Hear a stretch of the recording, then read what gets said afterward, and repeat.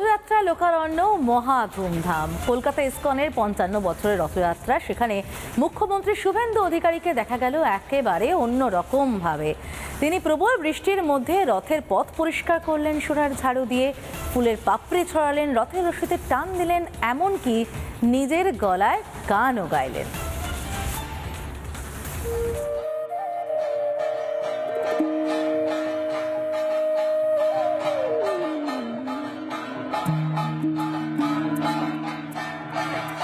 মেঘের গর্জন আর অঝোরে বৃষ্টি, কোনো কিছুই বাধা হতে পারল না ভক্তের ভক্তিতে। জগন্নাথ দেবের টানে আলবার্ট রোডে তখন জনসমুদ্র। ইসকনের ৫৫তম রথযাত্রাকে কেন্দ্র করে সকাল থেকেই উন্মাদনা। বিশ্বের দরবারে বাংলার এই রথযাত্রা যেন হিন্দুত্বের এক মহা উদযাপনের রূপ নিল। হরে কৃষ্ণ, হরে কৃষ্ণ, জয় প্রভু জগন্নাথ কি। কলকাতা ইসকনের রথযাত্রায় এদিন অংশ নিলেন মুখ্যমন্ত্রী শুভেন্দু অধিকারী। নদিয়া গড়রুমে নিত্যানন্দ মহাজন, বাদিয়াছে নাম হত জীবের কারণ।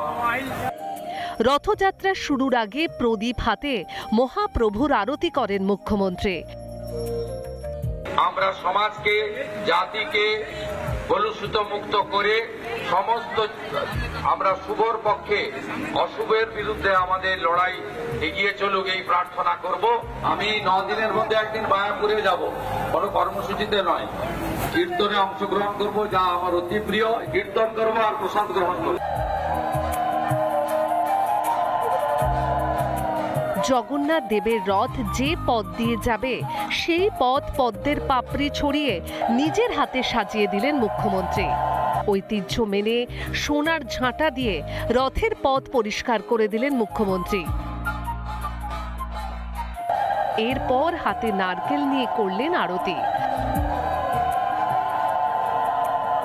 রথের রশিতে টান দেওয়ার আগে জগতের নাথ জগন্নাথ দেবের চরণে সাষ্টাঙ্গে প্রণাম জানিয়ে আশীর্বাদ নিলেন মুখ্যমন্ত্রী।